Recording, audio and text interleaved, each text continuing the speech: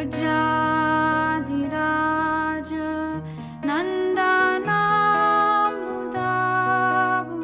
want to handle personally brahmacharya, that I understand is perfectly legitimate and perhaps is recommended. But let's keep in mind that if there are 6 billion people on the planet, 3 billion are women, and some of them become very powerful.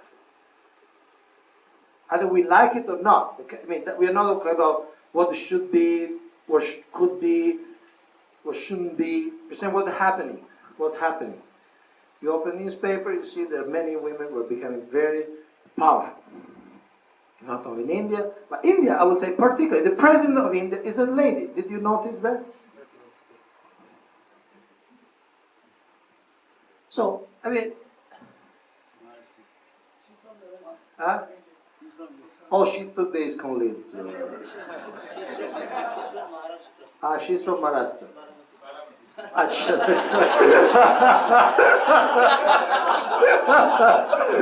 So Prabhu knew what he was talking about.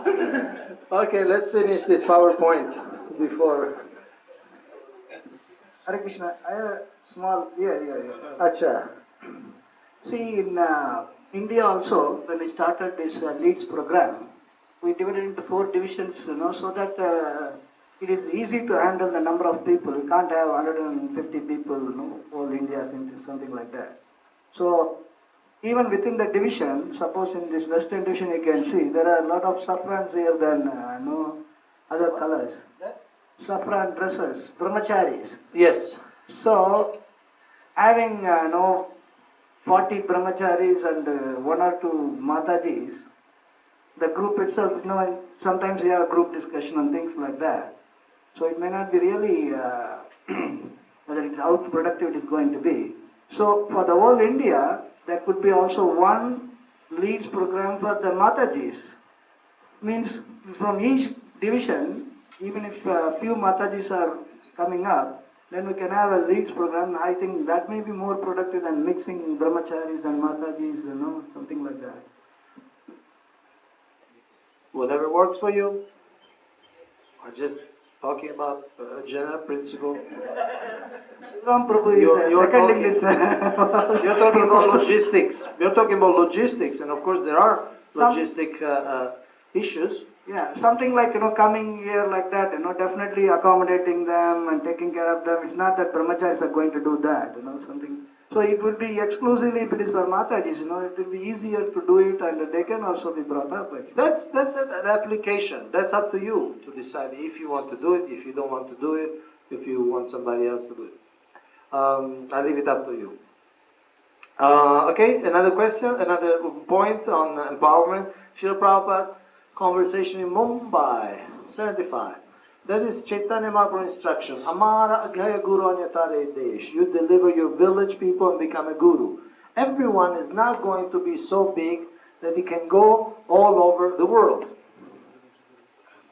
But everyone can teach within his limit, within his family, within his community, within his village, within his town, within his district. As he is capable, he can increase.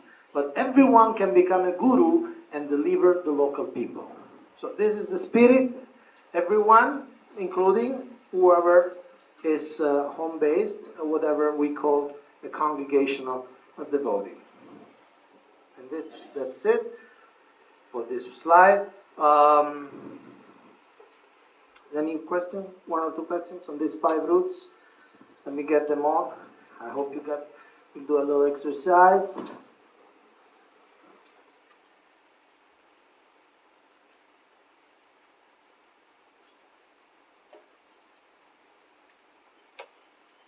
So any question or comment?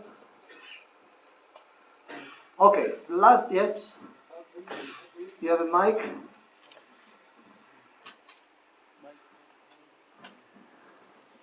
My question was, will we be discussing in future about how to generate that enthusiasm even in the newcomers for preaching and bringing them, like as a devotee stay longer for some time, and then naturally it happens.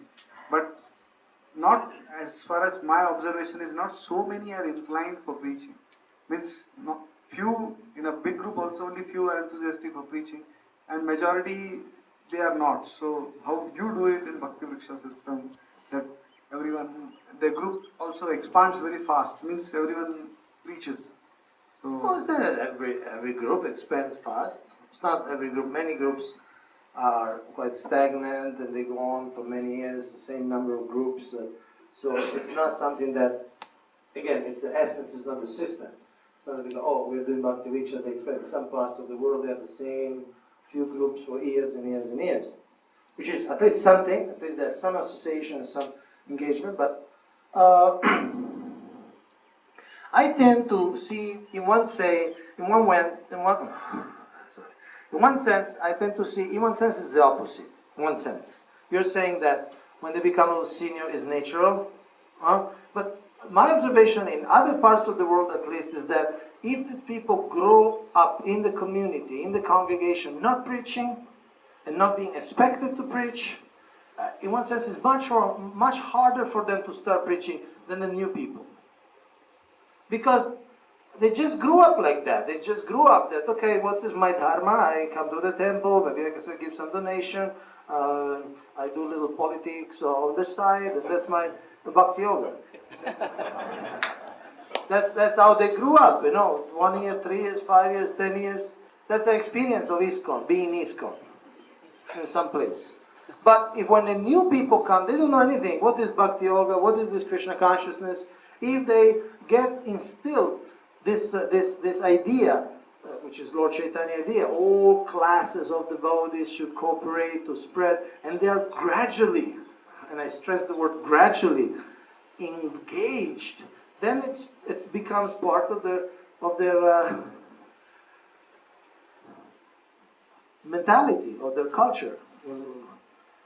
We'll talk a lot about culture tomorrow morning, but it becomes part of their being in Krishna consciousness. But again, I stress gradually because it has to be done in a very, sensitive and gradual way. For instance, Manu Samhita says that the brahmachari dharma is to beg for the guru. So it says that the first time the brahmachari, small children brahmachari we're talking, the brahmachari, the first time he goes to beg, he should beg from the mother or from a close relative, so that he does not get rejected. Because the mother will give something, hopefully, But somebody, if he goes to a total stranger, then it just be harsh with him. So his experience of begging would be very, almost traumatizing.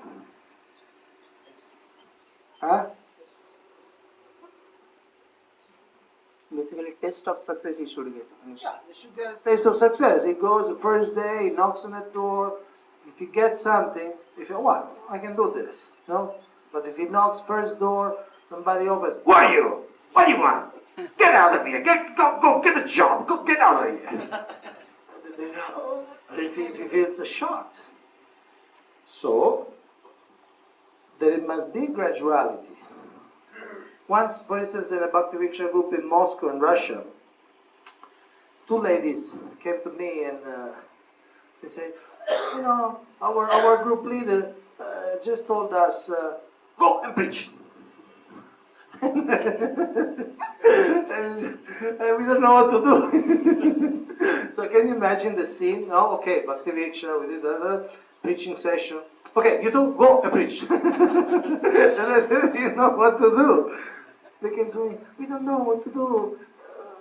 Prabhu, we don't know what to do. So there should be a gradual, like what the Jehovah's Witnesses do. They're very organized in preaching. You just keep in mind that we mentioned this morning, Jehovah's Witnesses, the Christian group, and we'll mention them again. Just imagine that in the 60s, there were 1 million. They started in the 1872. They're around since under 40 years. In the 60s, when we started, there were 1 million. Now there are about 6 millions of them. Okay? So in 50 years, they became, 6 times what they are. So they're very systematic. And what they do, they always go 2 people. 1 senior, 1 expert, and one younger. So they go in the house, they do Bible study, they preach, they sell, or they even give gifts to these little magazines they have. But again, it's a gradual process. It's a gradual process. So they go with the other person, they don't have much responsibility, they learn, they see, there's not much pressure.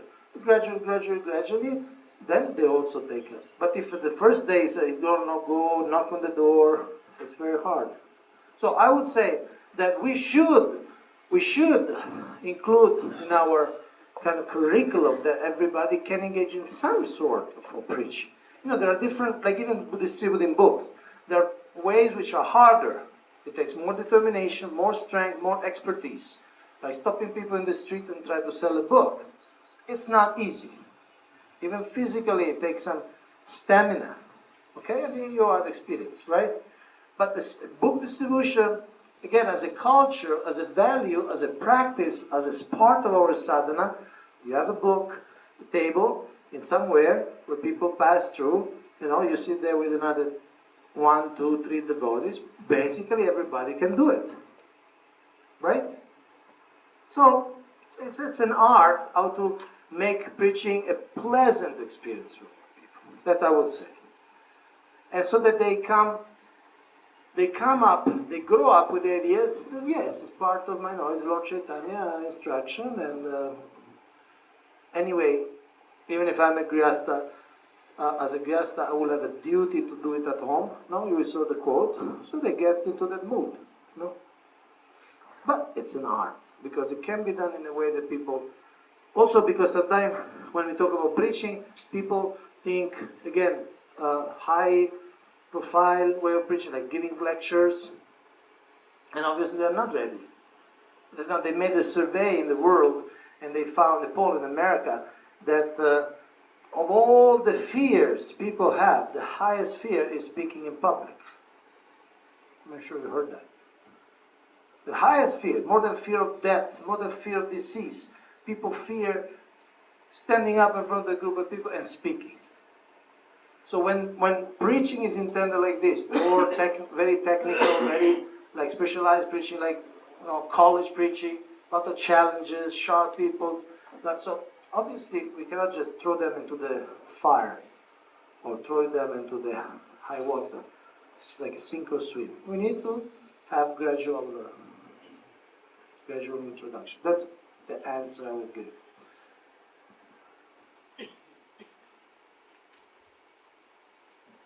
Okay, now let's do something similar to what we did this morning. Find out somebody who is not from your temple, not from your area, not from your city, and sit with him